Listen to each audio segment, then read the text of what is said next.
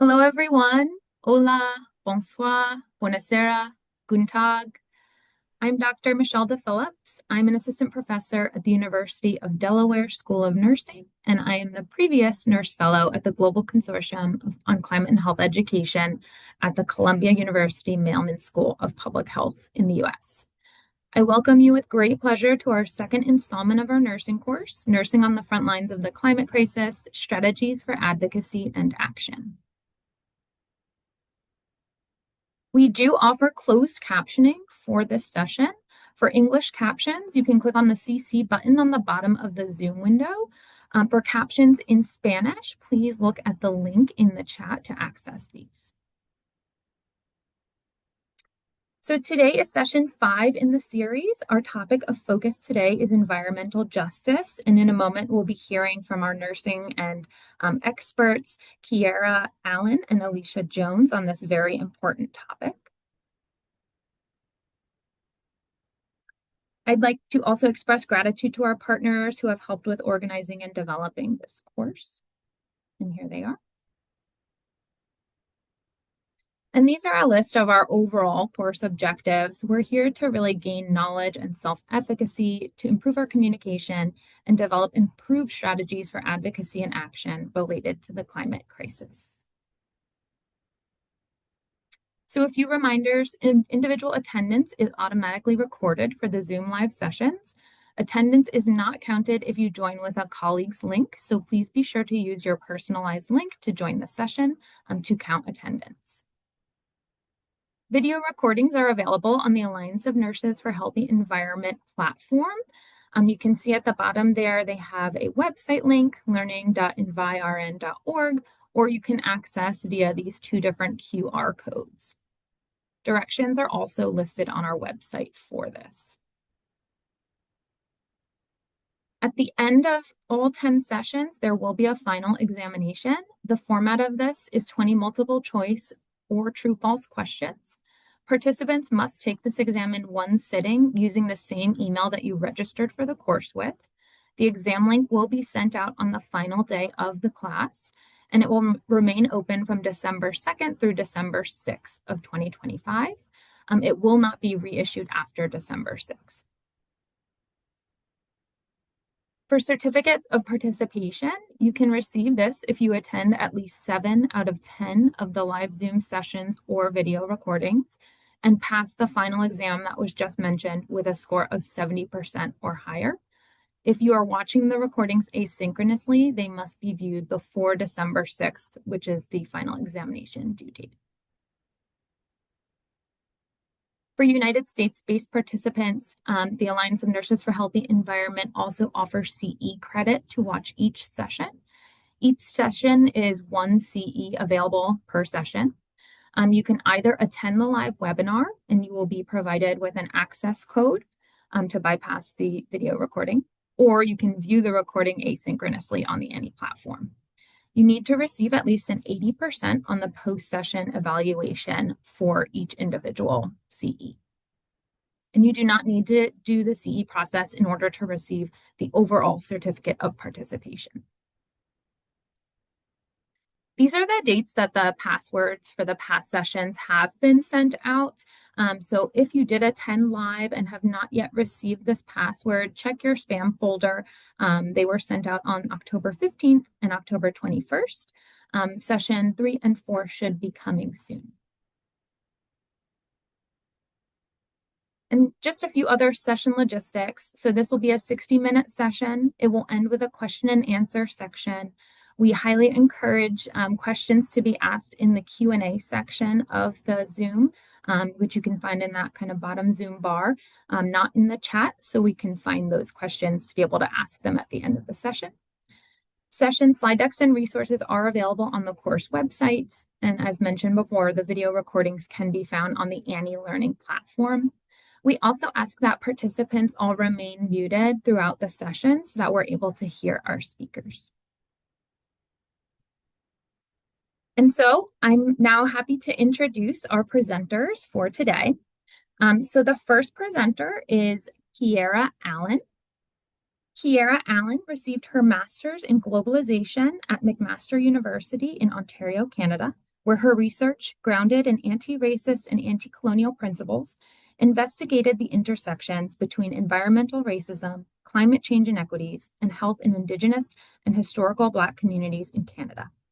As an environmental and climate justice researcher, consultant, and advocate, Keara dedicates her work towards advancing equity in historically marginalized groups and promoting healthier communities and ecosystems. We are also joined today by Alysha Jones, who is a nurse educator and community health nurse, whose interdisciplinary training in environmental studies and nursing informs her teaching and scholarship. She co-chairs the Environmental Justice and Reconciliation Committee of the Canadian Association of Nurses for the Environment and is a doctoral student at the University of Victoria, situated on the lands now called British Columbia, Canada.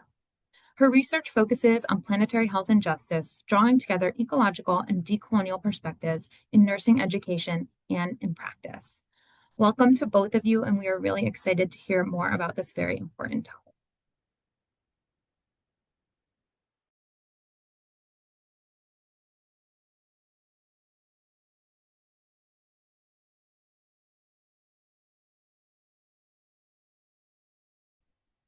All right, I hope everyone can hear me. Hello, and I would love to extend a huge welcome to everyone joining us today from wherever you are coming from. If it's morning, afternoon, or night, I wish you a good start or ending to your day, and I hope you're all in a good state of wellness. My name is Keara Allen, my pronouns are she, her, and I'm here with my wonderful colleague and friend, Alysha T. Jones. We're so appreciative of Nursing on the Front Lines for giving us this opportunity to share our stories and work with you today, and we are grateful to everyone for inviting us into this space. So with that, I send my best your way, and I guess we can get started. So first, we would like to clearly state that we have no disclosures.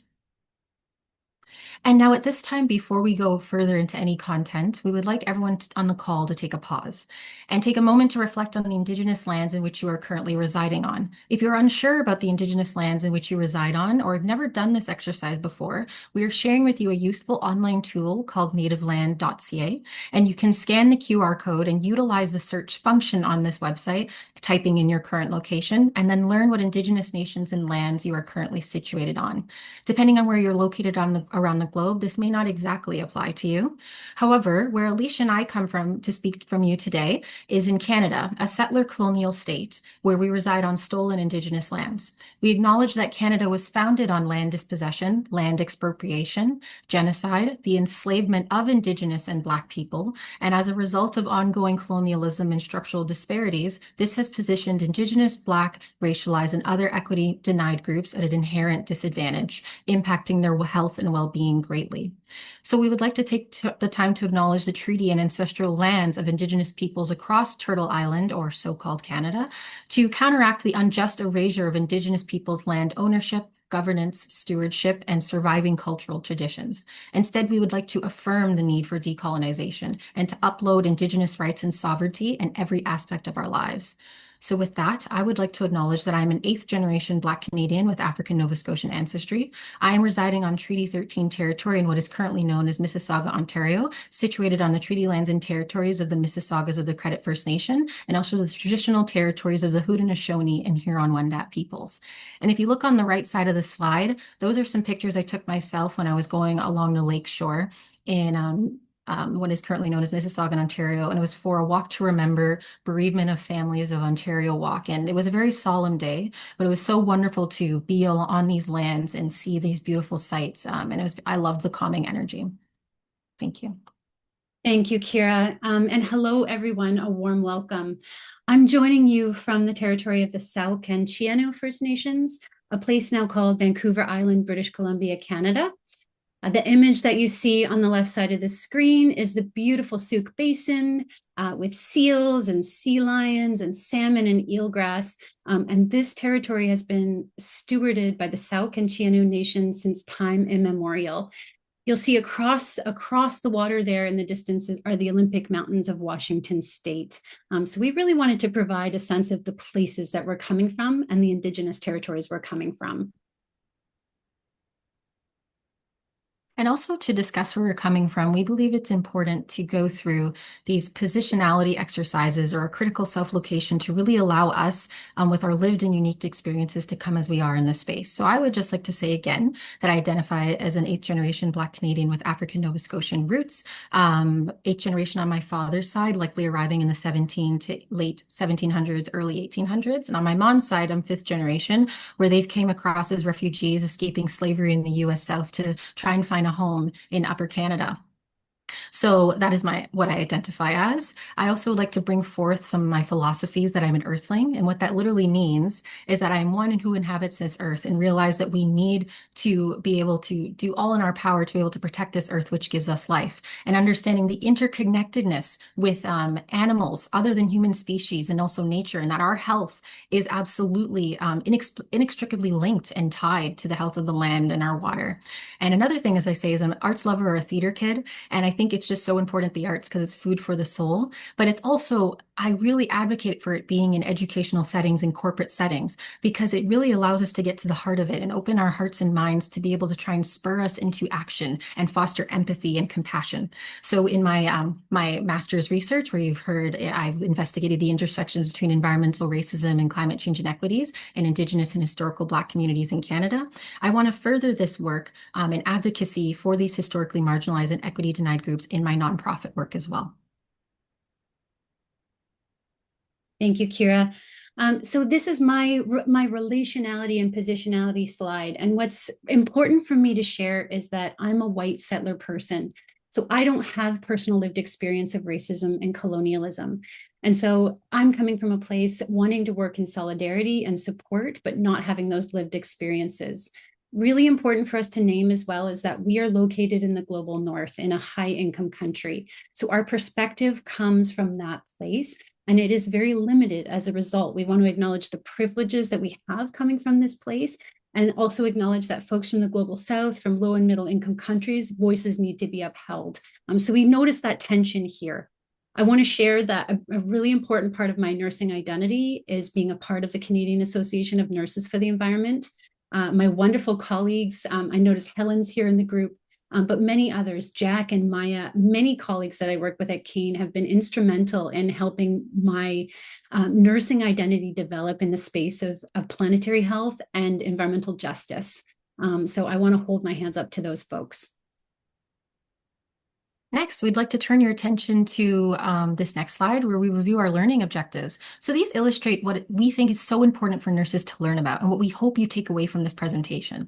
In essence, we hope you gain an understanding of the underlying drivers of environmental racism and the connection to health. We also share the path towards a more just and sustainable future, one where environmental and climate justice can be actualized. In this way, we hope nurse practitioners, educators, community health nurses, and nurses working in various other roles can be motivated toward addressing the health disparities born from environmental racism and climate change inequities, and contribute toward advancing the physical, mental, emotional, and spiritual well-being of historically marginalized and equity-denied communities at home and around the globe. So again, we would like to take a quick pause, and we are calling this taking care of yourself, but it's also more of a content warning. So in this presentation, we will discuss racism and colonialism, including their inherent violence. We acknowledge that this content may be challenging or distressing for some viewers. We encourage you to prioritize your well-being and care for yourself throughout this presentation. As we engage with these challenging topics, we must recognize and process that feelings of being overwhelmed and discomfort and grief may come up. And learning about environmental and climate injustices and systemic racism or other structural inequities that often underlie them can be emotionally taxing and provoke feelings of sadness, anger, worry, and fear. So acknowledging these emotions is really part of the learning journey. Grief and pain are natural responses when you really have awareness of deep-seated injustices and the suffering they cause. So creating this space for these feelings and finding constructive ways to process them is very essential. But engaging with these difficult topics also provides an opportunity or a window to cultivate empathy and a deeper understanding of the lived experiences of communities that are marginalized by racism and colonialism. It opens our hearts and minds to become knowledgeable on the long history of violence and structural inequities equity-denied communities have endured, and communities and what continues to wound these communities. And we can position ourselves as allies, recognizing and to support their ongoing resistance to said violence. And this awareness can fuel our commitment to advocating for transformative systems change. Next, we would like to invite you to engage in a simple gratitude practice. So these practices aim to ground you in a positive mindset before delving into learning topics. So practicing gratitude involves regularly expressing appreciation for the positive aspects of life, which can lead to numerous psychological and physiological benefits. So also practicing gratitude while engaging in difficult topics can also help us really navigate, really understanding these topics and also promote resistance. So Alysha, if you'd like to jump in. Sure. We'd love to invite you. So you probably received an invitation to collaborate on Mentimeter. This is the medium that we're using within Zoom to share this presentation. So there are a few options you might already see on the slide. If you accepted the invitation from Mentimeter to collaborate, you might already see this prompt on the side of your screen and inviting you to add in your thoughts. You can otherwise use the QR code there, or you can type into the Mentimeter into your banner bar, but we would love to hear what you're feeling grateful for or finding strength in. And we already see this being beautifully populated. We'll just take another minute for this. Thank you, everyone. It's wonderful. Mutual aid groups, community, being alive. This is beautiful. Thank you so much. Loved ones, life and health, faith and peace, grandchildren. This is wonderful. So buoying the heart as we move forward into difficult topics. We thank you so much, everyone. We're going to move forward in the interest of time, but really send you appreciation. And yes, please keep thinking on this as well as what I was going to say, which is fine. Absolutely. So we're here talking about environmental justice, but what is crucial is to talk about what creates environmental and climate injustice.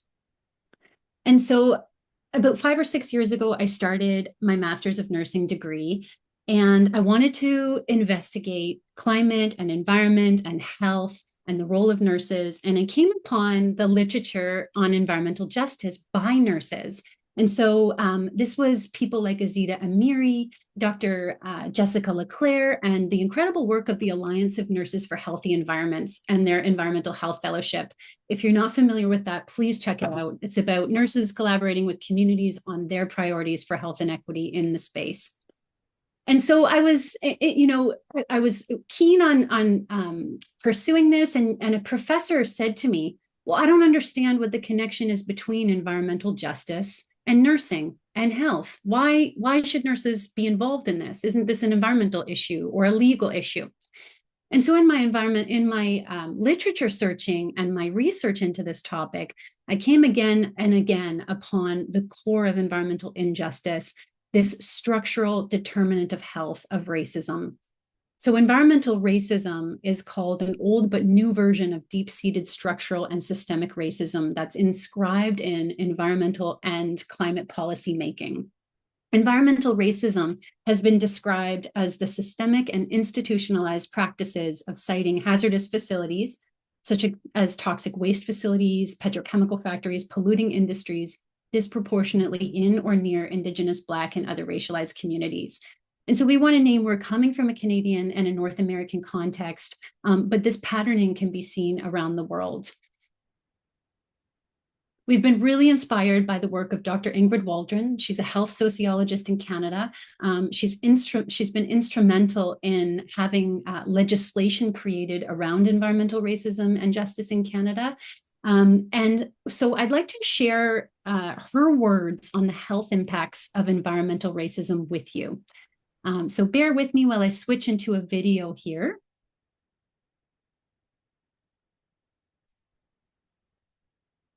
Some tech savvy is required.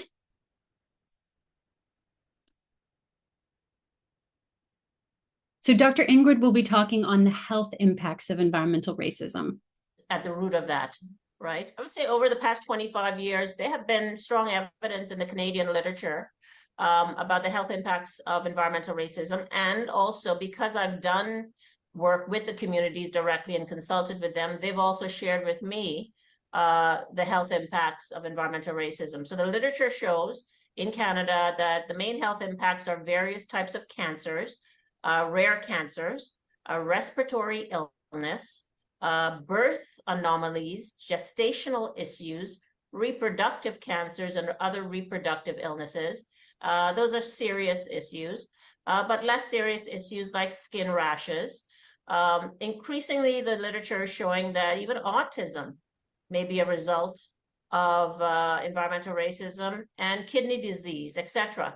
And you can find much of that information on the EPA website, the Environmental Protection Agency in the United States.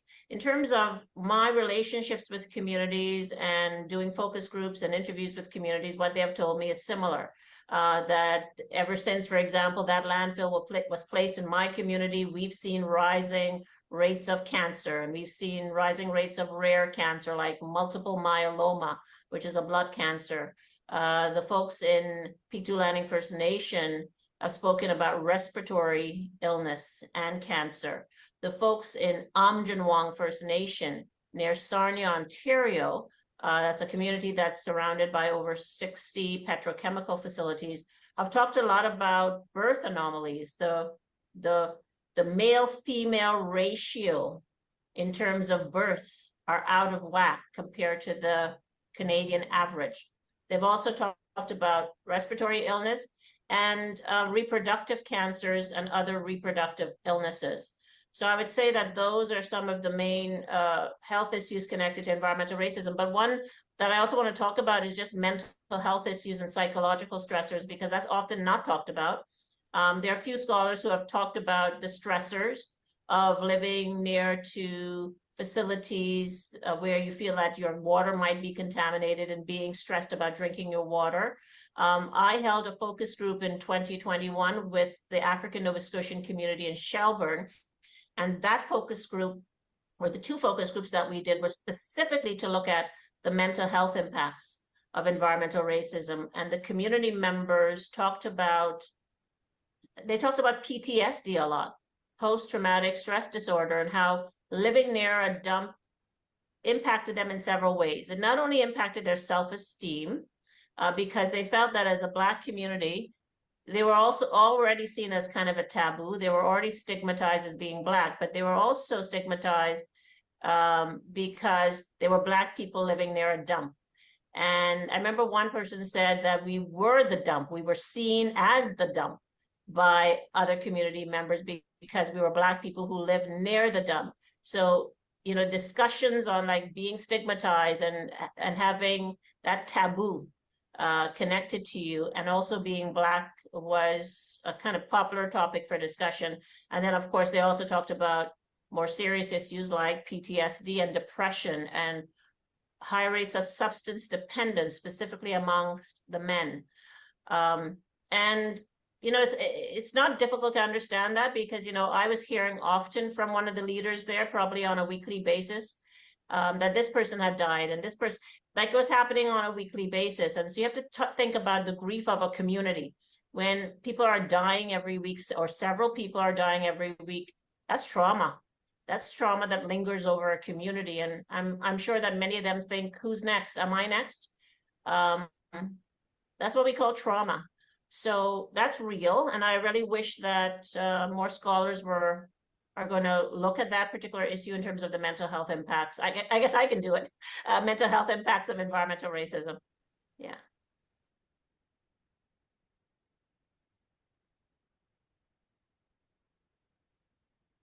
Apologies, folks. I'm not the most tech savvy, so we'll be bringing back the presentation, but just to really hold up Dr. Waldron's words, and also an invitation for anyone who might be interested in pursuing that line of inquiry, looking at the mental health impacts of environmental racism in your work. I'll just skip along to the slide that we need to be on. Thank you so much for your patience. Thank you, Alysha. So what I really want to, after listening to Dr. Ingrid Waldron's inspiring and amazing words on explaining environmental racism, what I would like to make clear is that our environments in which we live in are not created equally. So why is it that Indigenous, Black, and racialized communities are disproportionately exposed to toxic industry and environmental hazards? This is because humans produce these unjust disparities through discriminatory and racist environmental policymaking. So knowing this, how should we understand environmental racism? Well, we need to unpack racism and colonization, because this is what explains how environmental racism is produced and continues to be perpetuated in society. Historically and into the contemporary era, the social construction of race is used as a tool to devalue Black and Brown bodies. And this has justified the continued dispossession of lands from Indigenous peoples, as well as the disposability and exploitation of racialized groups. This devaluing of non-white bodies is systemic and entrenched in institutions, allowing governments and powerful transnational corporations to cite dirty, profitable industries disproportionately in Indigenous, Black, and racialized communities.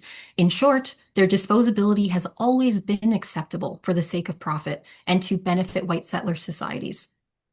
Racial capitalism, which is defined as the process of deriving social and economic value from the racial identity of another person, is the foundation of environmental racism. Our spaces and the built environments in which we live in have essentially been made racialized, as non-white communities are disproportionately subjected to living in dirty, underserved communities. And the lands where Indigenous and racialized people reside have always been deemed as sacrificial zones, and the disposabilities of their bodies has always been acceptable for a capital to accumulate. So race has really shaped all spaces, as we can see. And the superiority of whiteness has been entrenched in society's systems, giving this unfair advantage. So furthermore, the historical and ongoing subjugation and disempowerment of Indigenous, Black, and other racialized groups has made them more vulnerable to toxic industry and environmental hazards being cited in their communities because they have less access to vital resources, opportunities, and key institutions to help them advocate and protect their communities and engage in environmental policymaking to effectively challenge and oppose the citing of these environmental burdens in their communities. And it's important for us to understand how environmental racism permeates virtually all laws, policies, practices, and social spaces, and even in some people's beliefs. But these impacted communities are at a systemic disadvantage in social, political, economic, and health spheres across the globe. And knowing this, it's imperative in our approach to take a holistic and interdisciplinary approach, one that recognizes the interconnectedness between environmental, social, economic, political, and health systems. So next, I would like to introduce you to our case study. So this is centered around a course Alysha and I co-created with an interdisciplinary team of professionals doing spectacular advocacy work in environmental and climate justice spaces.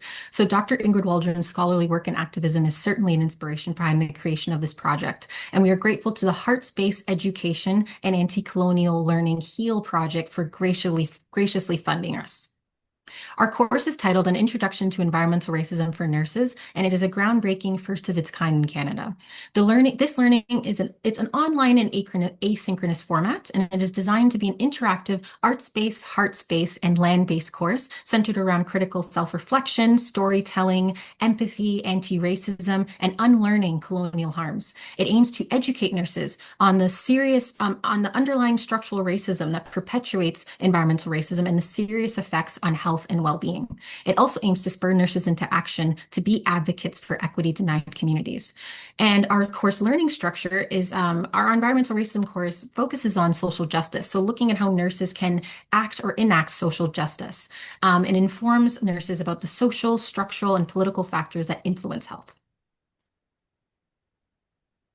And also, I'd just like to introduce and say thank you to our wonderful colleagues who helped us co-create this course with us. We really want to highlight how this is an interdisciplinary team with differing lived experiences coming together to develop this course to bring attention to environmental racism to nurses. So nurses on this team include our project lead, Alysha Jones, who you're hearing from today. We also have Jacqueline Struess, the former president of Canadian Association of Nurses for the Environment, who does prolific and stellar work with perinatal populations in planetary health. We also also have Shona Lalonde, who is now a retired nurse and nurse educator, who was invaluable to have work on this project with her expertise in transformative learning, pedagogy, and education.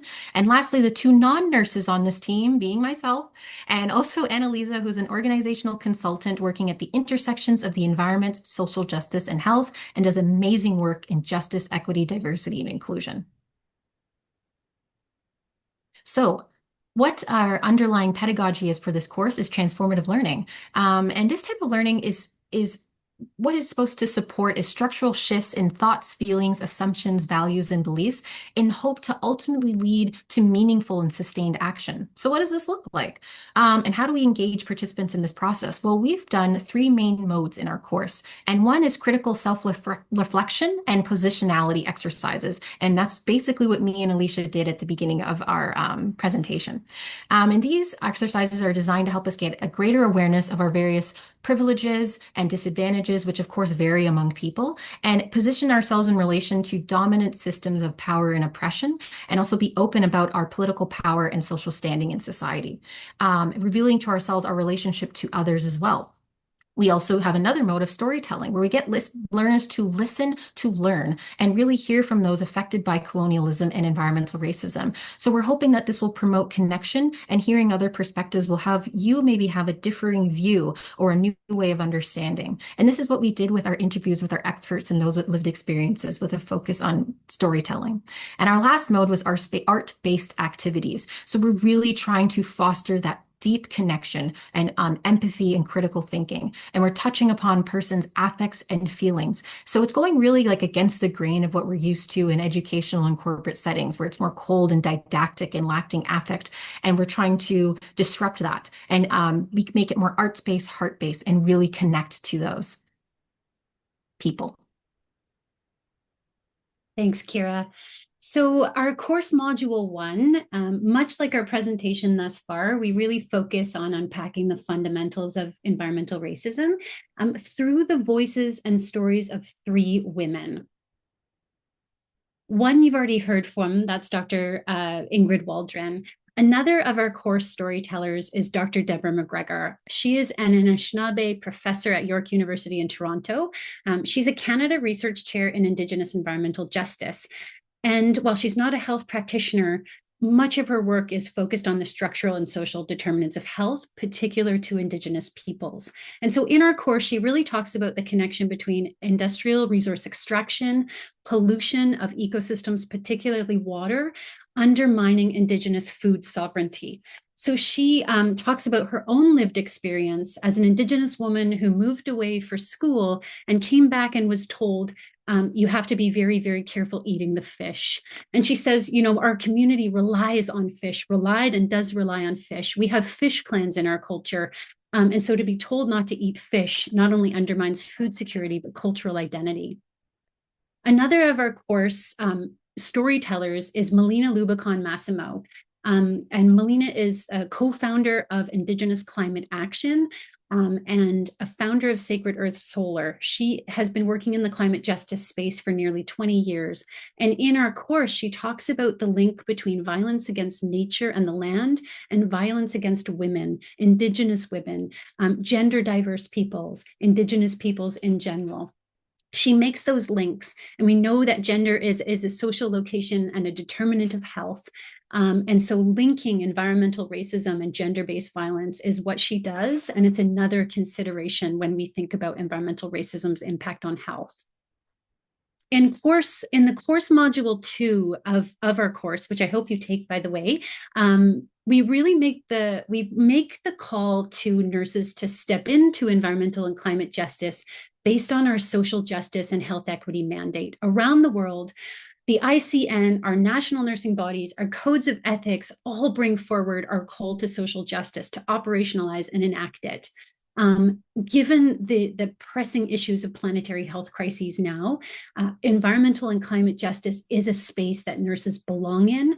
And I'm certain that there are many people in this room that are indeed doing that work. Thank you, Alysha. So what we'd like to emphasize is, of course, environmental racism is not the only environmental injustice issue by which Indigenous, racialized, and other equity denied groups are disproportionately burdened by.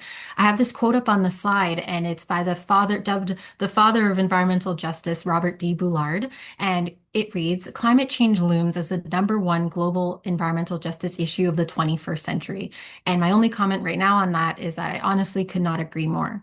And this is because rigorous climate science research overwhelmingly tells us that climate change has caused catastrophic extreme weather events, and it is mainly it is anthropogenic and human caused, and the drivers being the burning of fossil fuels, mainly oil, gas, and coal. And it is indisputable that climate change is a tremendous threat to planetary health and human rights. To put things into perspective, from 2015 to 2024, those are the 10 warmest years on record. So when examining the issue of climate change, however, it is important to address the disparities. From a global perspective, powerful and high-income Anglo-European global North nations have the economic, social, political, and infrastructural advantages to help shield themselves from the immediate and severe effects of the climate change crisis, and even though they contributed the most to this crisis for decades. On the other hand, those who will suffer the most immediate and severe effects of climate change will be the most vulnerable, and low-income populations in the global South and global North who are least responsible for the crisis. And this brings call to how pre-existing spatial and structural inequities make it very difficult for racialized and marginalized groups to survive and recover post-climate disaster. And there is certainly a disproportionate burden placed on Indigenous peoples worldwide. They are at risk to climate change devastation due to their reliance on the land for subsistence and to engage in significant cultural practices.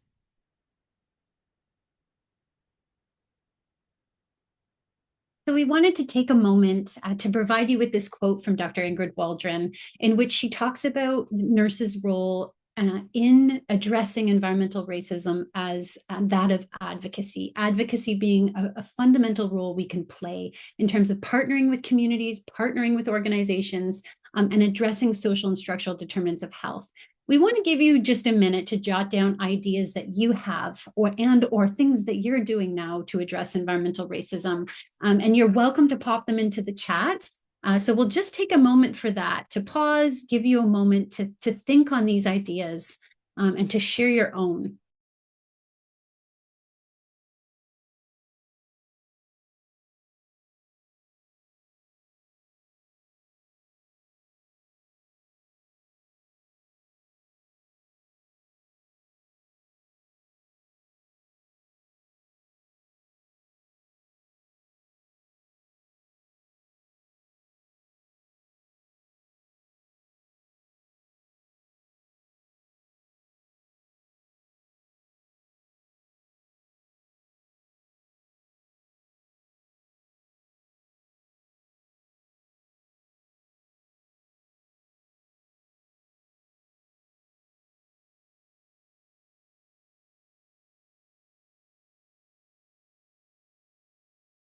So while also taking this pause, I just want to quickly reflect on my own motivation to continue doing this work and really bring in the importance of representation when discussing these topics.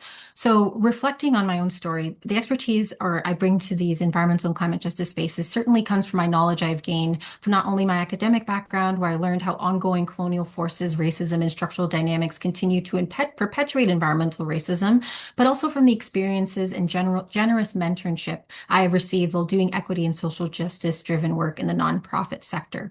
But most importantly, I bring my lived experience as being an 8th-generation Black woman in Canada with African Nova Scotian ancestry. There are 52 established African Nova Scotian communities, which are historical Black communities in Canada, and there have been several migrations of people African descent coming into Canada. And I want to really make clear again how Canada is a settler colonial state founded on the enslavement and land dispossession, the major mechanisms of settler colonialism. And historically and into the contemporary era, Black people have endured the impacts of systemic racism, including segregation laws and practices similar to the racist Jim Crow era in the United States of America. With this structural racism in policies, practices, and beliefs, Black people have endured grave health inequities, disempowerment, and have been victims of environmental racism for centuries. So just pointing you to the slide up there is a photo that I took at the Toronto International Film Festival in 2019 when I intended to with my mom to watch the film called There's Something in the Water. And this film showed the devastating impacts of environmental racism in Mi'kmaq, Indigenous, and African Nova Scotian communities in Canada. And I was moved to tears, and it moved my heart hearing from the women who so bravely were trying to fight for and protect their communities and their lands and their waters and their futures. And I couldn't believe there was this film that was exposing the grave health, social, and environmental inequities in African Nova Scotian communities. I never even heard of the term environmental racism before this, but I knew I needed to learn more. So I found that this film was co-produced by Dr. Ingrid Waldron and also actor Elliot Page, and it was based on her book, Dr. Ingrid Waldron's book of the same name. So just fast forwarding here, I went to my master's and I reached out to at Dr. Ingrid Waldron, who also was at McMaster University just that year. And she supervised my research, and I've also been working closely with her in this space too. And I just want to say, I do this work and I honor the ancestors and I respect them for their time, for all that they have done, and that they haven't been in these spaces that I am able to trek in. And I just want to say that representation is so important in amplifying the voices of those who come from these equity denied communities and groups. And this is what really drives our work forward as we are also listening to these issues. So thank you.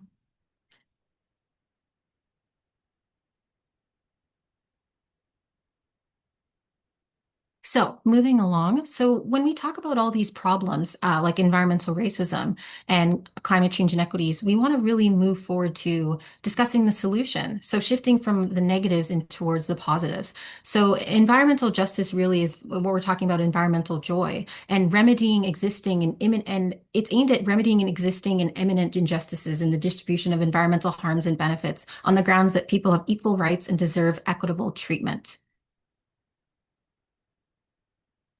And so quickly going through the basis of the environmental justice movement is that it was born in the rural U.S. South largely by African-American activists who were protesting a polychlorinated biphenyl landfill being sited in the Black community in 1982 in Warren County, North Carolina. And what's notable about this movement is that it challenged the dominant Eurocentric narrative that was really touted by white-led environmental organizations, that our environment is this far-off wilderness where it's in this pristine valley untouched by nature. But these African-American activists said, no, like our social spaces constitute our environment and that they're not separate from nature.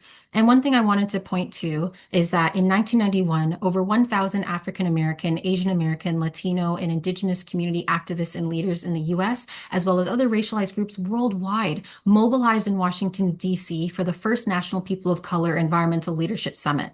And this 4-day-long summit was a monumental grassroots mobilization effort and a key moment in history for environmental justice movement as it led to the formation of the monumental document, the 17 Principles of Environmental Justice. And it's still used today to support grassroots movements. So I just wanted to show you how with Indigenous, racialized, and a global movement was really the catalyst towards pushing towards environmental justice.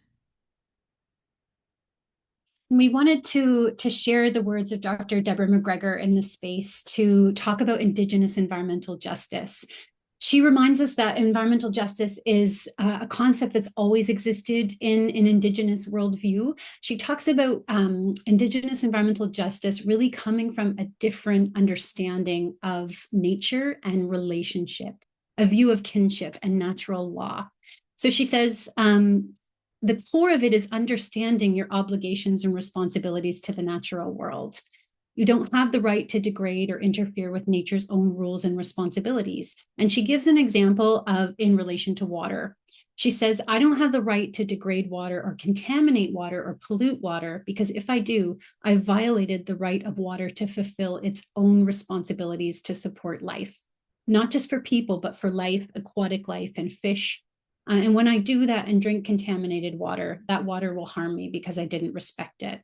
And so these are her words from the course in which she taught, the course that we've shared with you. So she talks about environmental justice not being a binary concept, but actually a concept of relationship, responsibility, respect, and reciprocity with nature and other than human beings. And so she talks about the need for land back is so critical to Indigenous peoples living the responsibilities of their own worldviews and the harms of colonialism pulling land away, stealing land. So really makes the point that land back is an essential part of Indigenous climate justice and environmental justice. We wanted to really briefly share a few resources. If you're not familiar with the Global Atlas of Environmental Justice, please check it out. It shares, you can check out communities nearby to you that might be dealing with environmental and climate justice, perhaps that you already know of. And you can also log and record environmental and climate injustices here.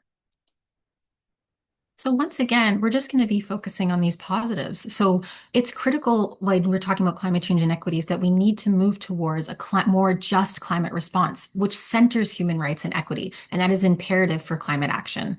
So numerous scholars specializing in a range of disciplines have overwhelmingly argue that climate change is an issue of justice and civil rights. And the problem with the current language used and proposed on solutions on climate change in news, politics, and media is this unrelenting focus on economics and an unacceptable marginalization of justice. And when it comes to climate mitigation strategies, there's more of this cost-benefit analysis, meaning how can we act on climate change that does not disrupt business as usual or economic growth? So climate justice as a movement and a theory challenges this dominant top-down technocratic climate narrative, pushing scholars, politicians, nations, international governing bodies, and leaders to look through a sociological lens and address the disproportional human impact of the climate crisis.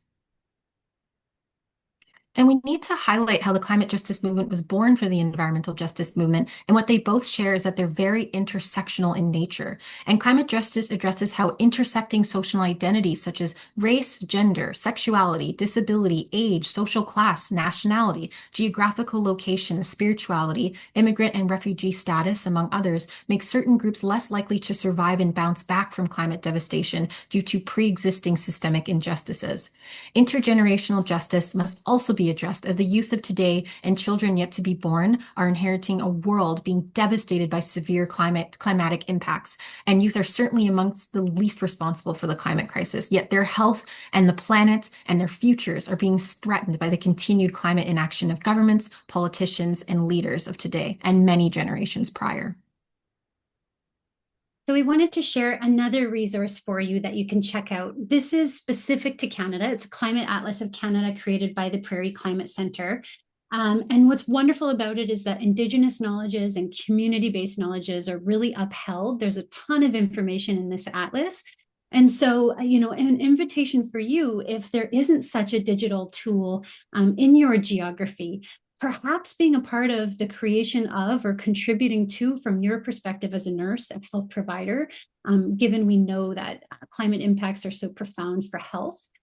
So thinking about participating in or contributing to such a resource. Indeed, Kane is connected to the Prairie Climate Centre, who created this climate atlas, and we're collaborating on a project right now, just as an example. So we wanted to share that brief resource. I think we'll move past that one, Keara, if you're okay with it, just in the interest of time.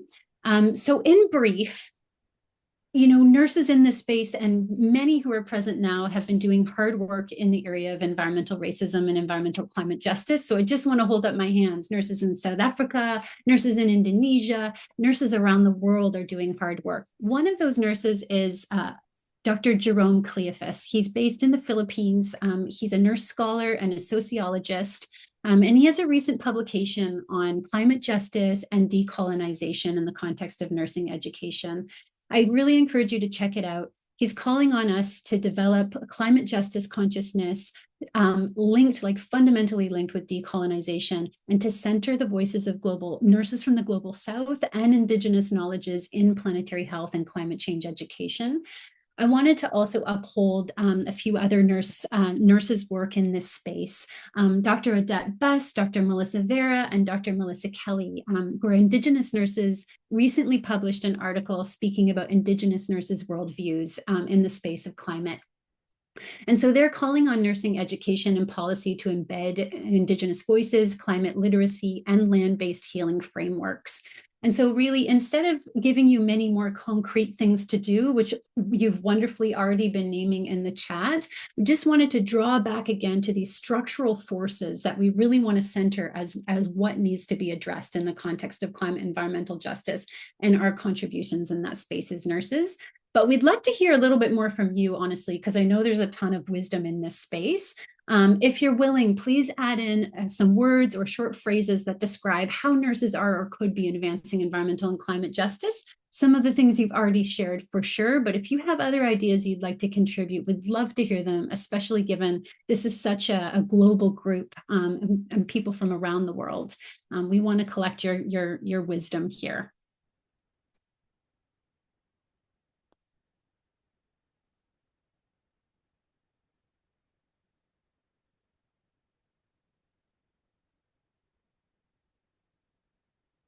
So we'll just give a minute or so for this, and then we'll shift into our Q&A.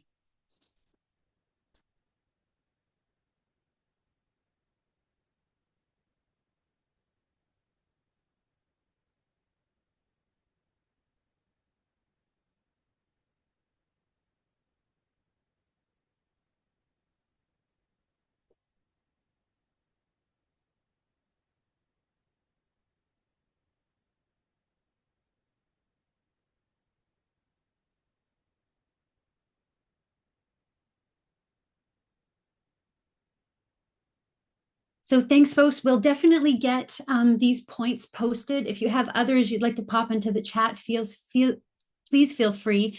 And I love that someone said run for political office. You know, one of the things that Dr. Ingrid Waldron had mentioned in our course, she actually speaks to nurses at one point, but she says exactly the same thing. She says often, at least in the Canadian setting, she's noticed that nurses will often be in a position of leadership and sometimes in political leadership. I believe our current Minister of Health is in fact someone with a nursing background. So consider that we're always on that call for more political work in nursing.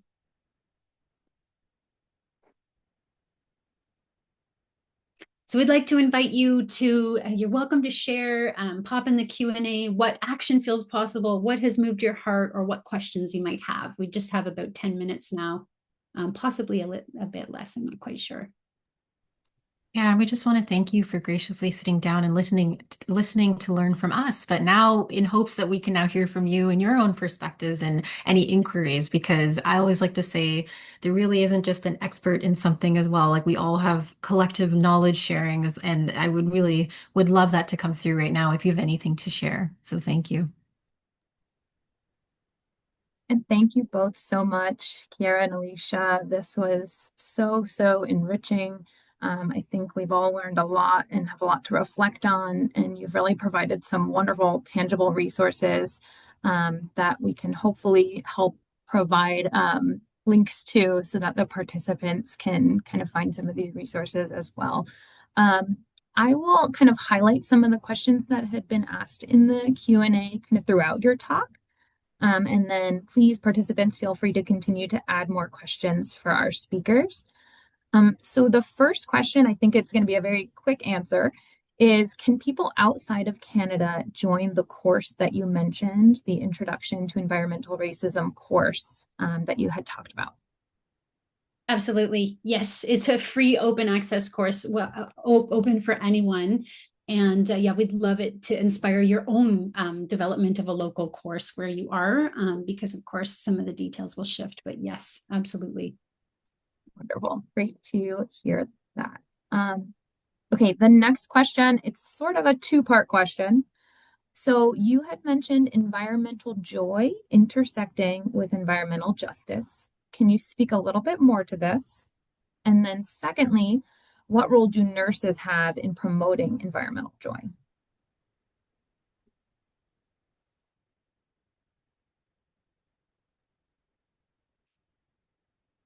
Alysha, I know you love talking about environmental joy, so if you'd like to jump in.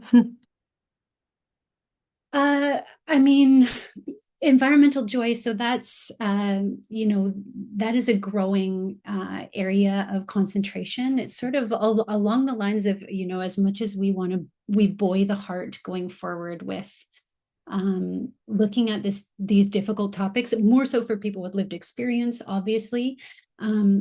But thinking about the joy that comes with health and wellness and justice. And this is where we want to refocus, I think, our efforts to really expand and amplify and potentiate the idea that, that joy, health, and wellness is going to grow the more that justice grows. So I think it's really connecting this idea of justice as is love made public.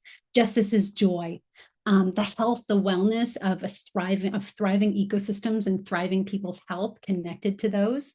How can nurses support environmental joy? I think, even just talking about the idea of the health that comes from justice, the health that comes from healthy environments, and some kind of sanity with our climate, is simply one way. Even talking with patients and talking with fellow nurses and talking with students about this positive, like beautiful aspects, the nourishing aspects, and the positive, beautiful, lovely work that people are doing around the world, particularly Black, Indigenous, and other racialized folks who are leading this work and who are speaking about this in this way, I think.